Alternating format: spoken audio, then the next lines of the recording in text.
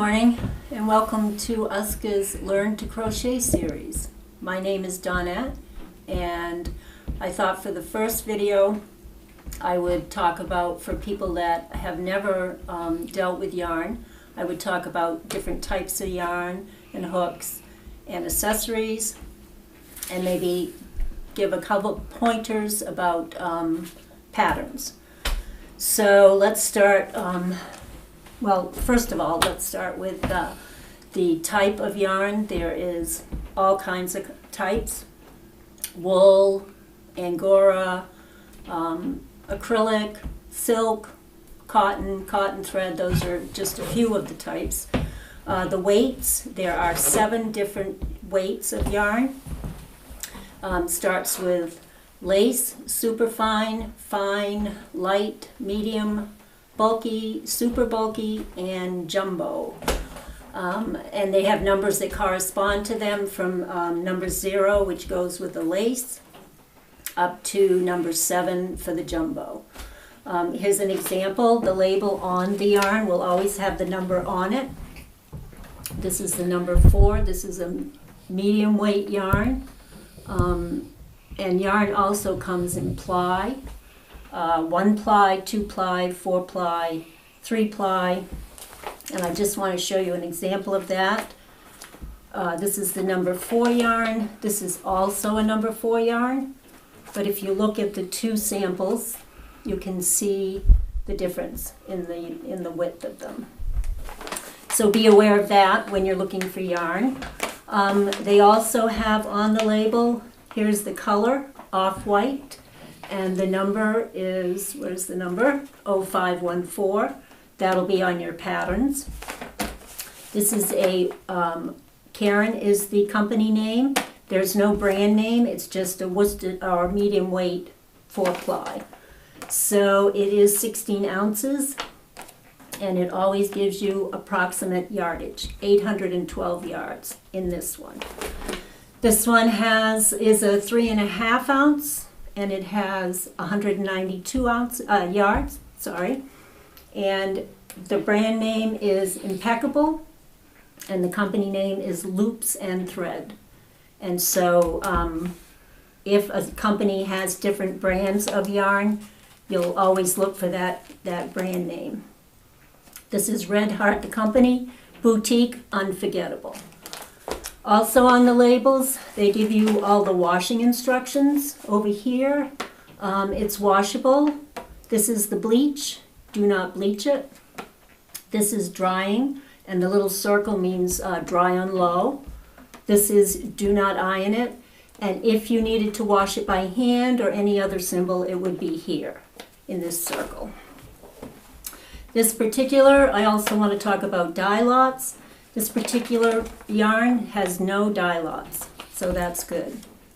Dye lots can be slightly different, so if you're doing a project that calls for 6 or 7 skeins of yarn, buy them all with the same dye lot. You may not be able to see them, but once you crochet it up, you can might see a slight difference. This is crochet cotton that I use.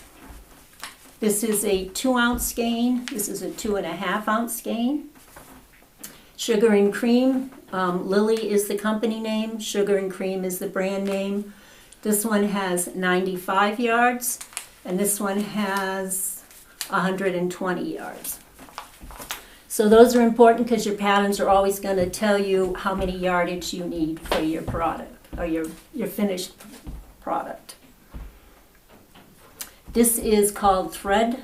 This is cotton. It's thread. You would use this to do doilies, bedspreads, tablecloths, things like that. So I think that's our yarn. We'll talk about gauge later. That's very important as well. Crochet hooks used to come in bone and wood. Now they come in aluminum and plastic. The American sizes for crochet hooks are in letters, B being the smallest, 2.25 millimeter, up to Q, maybe a little larger. A Q is can be a 14 or 15 milliliter, depending on what chart you look at. And as you can see the difference in those hooks, letters go from smallest to biggest. Now we have steel crochet hooks. These are mostly used to go with the fine crochet cotton. They go from 00, which is a 3.5 millimeter, up to 14, which is a 0.75 millimeter. So they're just the opposite. The bigger the number, the smaller the hook. This is only a 9 millimeter because I didn't have a 14, but you can see how tiny this head is. So they get very small. You would also need some type of a small ruler to measure your gauge. Gauge is very important. Every pattern is going to give you a gauge measure. I did a little sample here to show you. I crocheted my regular tension at the bottom. I crocheted tight here and very loose up here. So if the gauge said like 10 stitches should be 3.5 inches, which is what this bottom row is. This is 3 3/8, and this is almost 4 inches. So you can see the difference. So gauge is very important. We use large eye needles that are blunt on the tips. You can see this one here. I don't know if you can see this. It has a very large eye. I'm not sure how that's coming out on the camera, but these you would use to sew up a side seam, to stitch around a button, and when you do crocheting, you always have a thread left at the beginning and the end, and you need to weave those in. So you'd use those as well for that. This little item is called a stitch marker. Sometimes if you do in the round, or you do, the pattern tells you to mark a stitch, you would use one of these. I personally use a safety pin. I find it a little easier to get on into the stitch, and you have to move it every time, so it's easier to do it that way. And of course a little pair of scissors for cutting. This is a page that I printed off the internet years ago. It shows the abbreviations that pattern use and what they stand for. And of course they're also showing you the different stitches and how to do them. You can go and print that off from the internet. I have a couple of samples that I just wanted to show you as far as instructions go on patterns. These are both done in the round, which we'll do down the road. This is an easy pattern. I got this from redheart.com. You can get a lot of patterns free off the internet this way. And it gives you the Red Heart, which is the company, and here's the brand, Heart and Soul with Aloe. You're going to use 3 skeins of number 3965 called Razzle Dazzle, and a crochet hook, 3.5 millimeter, but they're also giving you the US letter E. And then you need a slip stitch marker and your yarn needle. Here's your gauge here for this particular pattern. 12 stitches equals 2 inches. 16 rows equal 2 inches in single crochet. You always want to check that. So the reason I chose this pattern is because up here it shows at the very beginning, directions are for a woman's size 6 to 8, and changes for a woman's size 8.5 to 10 are in parentheses. So down here you can see, here's starting at our ankle, the first round. They're telling you what stitches to use, and here's a 48. That's for the small size, and after it in parentheses is a 56, and that's for the larger size. And you'll see those throughout this pattern. If it happened to be a small, medium, and large pattern, The small would be the first number, medium would be in the second, and large would be in the parentheses after. This pattern is an intermediate one, and it's the same thing, but except it's only for a woman's adult foot length 9 inches, so you don't have to worry about different sizes. They're using Red Heart, which is the company. Heart and Soul is the brand. 2 skeins of 3955 mellow stripe.